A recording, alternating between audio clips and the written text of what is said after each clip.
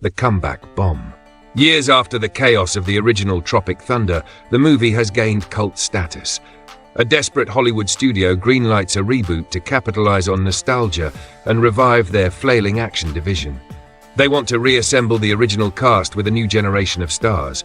To guarantee buzz, they promise a realism-first war film like never before. Casting chaos. Tug Speedman is hosting low-tier game shows. Kirk Lazarus is running a bizarre actors' monastery.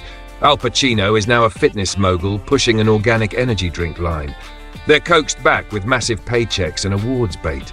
Meanwhile, the studio casts a social media influencer, an activist actress, and an over-serious art house director to elevate the project. Meta documentary madness. The new director, bearded man named Zephyr Quentin, announces that the film will be a hybrid, part war epic, part social experiment, part behind-the-scenes documentary.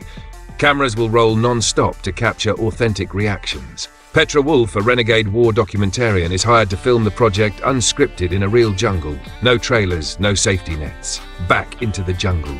The actors are blindfolded and dropped into a dense jungle in South America under the pretense that this is where their immersive journey begins. Unbeknownst to the production team, they land in disputed territory, controlled by the radical environmental militia, the Green Vengeance. The group is instantly being watched, but they think it's all part of the set. Trouble begins rolling. Tug stumbles through an explosive scene and gets a real cut, but the director cheers, thinking it's an Oscar moment. Props go missing, extras speak a different dialect, and booby traps appear. Kirk Lazarus remains in character, believing it's part of the method. The influencer, confused but too vain to ask, posts it all live. Lazarus unhinged. Kirk Lazarus takes his new role as a tribal warlord literally, painting his body, crafting a bamboo throne, and declaring himself General Flame. His delusions grow as he commands imaginary troops and scolds the other actors for breaking immersion. He believes the jungle is talking to him, and it kind of is. Tug's crisis. Tug begins suffering from jungle-induced paranoia and physical breakdown. Convinced this reboot is his last shot at serious stardom, he tries too hard to prove himself. He confides in Maya Sky, the young co-star, not realizing she's secretly recording private moments to build a Me Too expose. Their scenes grow awkwardly emotional. The ambush. During what was supposed to be a choreographed jungle shootout, real militants attack. They capture Al Pacino, mistaking him for an undercover operative due to his flashy tech gear and suspicious protein bars. The rest flee, realizing too late that they're in a real war zone, not a movie set. Nobody knows who's in charge anymore. Real war, fake courage. Maya wants to abandon the mission and post what's happened online. Tug and Kirk insist they must rescue Alpa for real, or at least for the movie. The director sees gold, a real kidnapping arc. Petra keeps filming, hiding behind bushes. A ragtag plan is made, led by Lazarus, who begins delivering Churchill-style speeches. Influencers in the wild. The TikTok star manages to live stream a portion of the ambush, which goes viral back home. Fans believe it's marketing genius. Soon, wannabe influencers and conspiracy theorists descend on the jungle to help. One brings drones. Another tries to join the film as a surprise cameo. Jungle training montage. With no weapons and limited knowledge, the cast begins training themselves using YouTube tutorials downloaded by the influencer.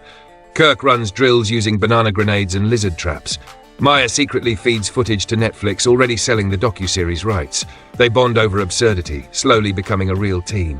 The rescue plan. Petra, using a beat-up drone, scouts the enemy camp. They discover Alpa is being treated well. Turns out he's entertaining the eco-militants with freestyle rap and yoga. Still, they plan a dramatic rescue. Maya's betrayal is revealed, and she's left tied to a tree as punishment, only to be recaptured by the militia. Tropic Thunder. The gang, armed with makeshift weapons, attacks the camp in ridiculous slow motion. Coconut bombs, a flaming raft, and even trained birds are part of the plan. Alpa helps them from inside. Maya breaks free and saves Tug. It's chaotic, hysterical, and strangely effective, ending with a huge explosion that destroys the camp. Viral redemption. The footage of the mission leaks online as the crew is helicoptered out. Social media explodes. Critics hail the authenticity and satire. People think the danger was scripted. Overnight, Tug, Lazarus, and the others become accidental cultural icons. The studio declares it a marketing triumph. Back to Hollywood. The team returns home to red carpets, interviews, and podcast deals. Kirk is offered an HBO show about retired assassins. Tug becomes a poster boy for veteran awareness, despite having never served.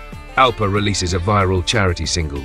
Meanwhile, Petra sells her footage for a 7-figure Netflix deal. In the lawsuit avalanche, the Real Militia files a complaint to the UN. Human rights organizations investigate. The jungle tribe they accidentally destroyed sues the production. Class action lawsuits from unpaid extras, unpaid animals, and injured fans pile up. The studio CEO goes into hiding. Studio meltdown. Congress calls a hearing on Hollywood's ethical collapse. Zephyr Quentin testifies high on ayahuasca. Petra leaks footage showing the execs ignored every warning sign. Stock crashes follow. The only thing saving the studio is the virality of the footage, which fans now call accidental genius. Lazarus's meltdown. Kirk Lazarus, never fully recovered from his jungle persona, announces he will now live as a lemur for a DreamWorks voiceover role. He disappears into the Madagascar rainforest. A global campaign to find Lazarus trends on social media. Conspiracy theories emerge that he was never real. Thunder Forever. The movie premieres to massive numbers and is hailed as the first film where satire became reality. Tug wins a BAFTA. Maya gets her own talk show. The influencer gets cast in Dune 3. A24 announces an unauthorized documentary about the making of the documentary. One last explosion. In a mid-credits scene, we see the jungle again. Peaceful.